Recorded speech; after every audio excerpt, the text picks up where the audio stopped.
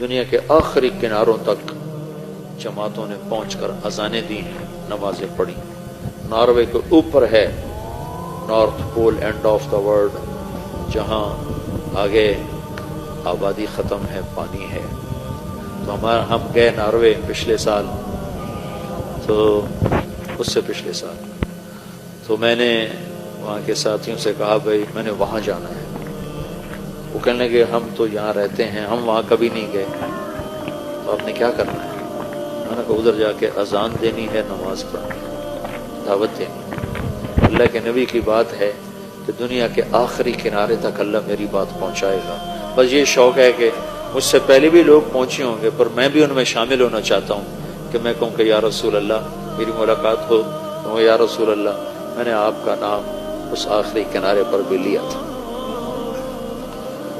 تو وہ پھر مجھے ڈرانے لگے، 2 گھنٹے کی فلائٹ ہے، 4 گھنٹے کی ڈرائیو ہے، آپ تھک جائیں گے۔ میں کہا نہیں جانا ضرور ہے، ہماری ادھر تھی تو نہیں تشکیل پر، میں نے جانا ضرور ہے۔ تو خیر 2-4 ساتھی وہاں کے لیے کچھ اپنے وہاں سے ہم 2 گھنٹے کا سفر کر کے پہنچے۔ پھر وہاں سے آگے وہاں ایک چھوٹا سا شہر تھا آلٹا، تو میں دیکھ کے حیران ہو گیا، وہ بالکل ٹاپ پر ہے۔ وہاں 2 مہینے سورج نکلتا نہیں، دسمبر جنوری، اور 2 مہینے سورج ڈوبتا نہیں، جون جولائی، یہ 2 مہینے ڈوبتا نہیں۔ تو وہ آلٹا دنیا کا آخری شہر ہے نارتھ میں، وہاں سے روزہ جماعتیں نکلی ہوئی تھی، اور وہاں گشت ہو رہا تھا، اور وہاں تعلیم ہو رہی تھی۔ کون تھے وہاں؟ صومالیہ کے مسلمان۔ صومالین جب نکلے تو مائیگریٹ ہوئے تو مختلف جگہوں پہ آباد ہوئے۔ صومالین مسلمان، انہوں نے وہاں مسجد بنائی بڑی خوبصورت چھوٹی سی، وہاں سے روزہ جماعت 3 دن کی جماعتیں نکل رہی تھیں، گشت ہو رہا تھا، تعلیم ہو رہی تھی۔ انہوں نے ہمیں گاڑیاں ہو گئی تو میرے سامنے بیٹھا، کیا تو میری سن، تو ادھر کیا دے، تو یہاں ٹیچر بن کے بیٹھا ہے تو میری سننے بیٹھا، اچھا پھر میری سن۔ تو وہاں سے انہوں نے ہمیں اپنی گاڑیاں دی، تو ہم وہاں سے 4 گھنٹے مسلسل چلے، اور آخری کنارے پر ایک گاؤں ہے چھوٹا سا، جس کی 1,500-2 ہزار آبادی۔ تو اس میں جو پہلا مسلمان ہمیں ملا، اس نے کہا میرے 10 دن تبلیغ میں لگے ہو۔ پھر وہاں سے ہم آگے 1.25 گھنٹے کا آگے سفر تھا، اس گاؤں سے آگے 1.25 گھنٹے کا سفر تھا۔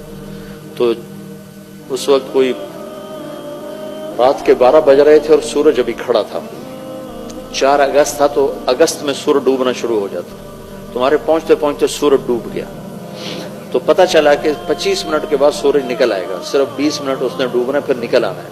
تو 20 منٹ میں ہم نے مغرب بھی پڑھنی ہے، عشاء بھی پڑھنی ہے، فجر بھی پڑھنی، تینوں نمازیں پڑھنی۔ وہ ٹائم ہی تھوڑا، اتنی 20 منٹ کی رات تھی، پہلے تو سورج چل رہا تھا، ہم پہنچے تو سورج ڈوب گیا۔ اب وہاں سے پتہ چلا، وہ جو ہمارے ساتھ تھا، وہ جس کے 10 دن لگے تھے، کہ یہ 20-25 منٹ بعد سورج باہر نکل آئے گا۔ تو خیر اتنی شدید ٹھنڈ اور سرد ہوا، میں نے ایک مفلر سا لپیٹا اور گاڑی سے نکل کے دوڑ لگائی۔